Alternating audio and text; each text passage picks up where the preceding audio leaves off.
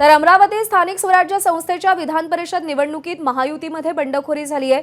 युतीच्या फॉर्म्युलामध्ये ही जागा भाजपच्या वाट्याला सुटली असून इथे प्रवीण पोटे यांनी आपला उमेदवारी अर्ज दाखल केलाय।